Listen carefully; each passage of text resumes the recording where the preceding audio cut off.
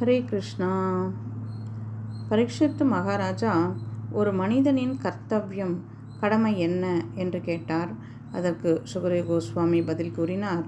ஹே ராஜன்னு, நான் ஸ்ரீமத் பாகவதத்தை எனது தந்தையான வியாசதேவரிடமிருந்து கற்றறிந்தேன். நான் ஞானியாக இருந்த போதிலும் பகவானின் லீலைகளால் கவரப்பட்டேன். நீர் பகவானின் தூய பக்தர் ஆகையால் ஸ்ரீமத் பாகவதத்தை கூறப்போகிறேன்.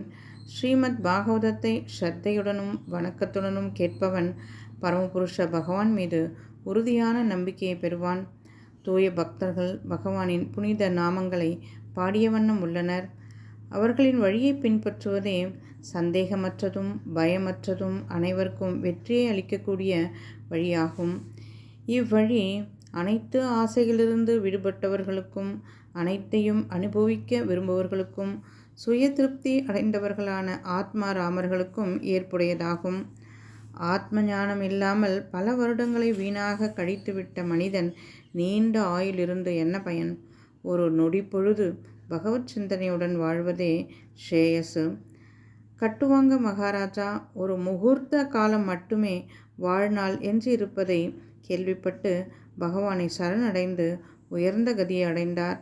ஹே ராஜன்னு, உமது ஆயுள் 7 நாட்களுக்கு நீடிக்கும். இந்த 7 நாளில் சப்தாகம் ஸ்ரீமத் பாகவதம் கேட்டு பரமகதியை அடைய முடியும்.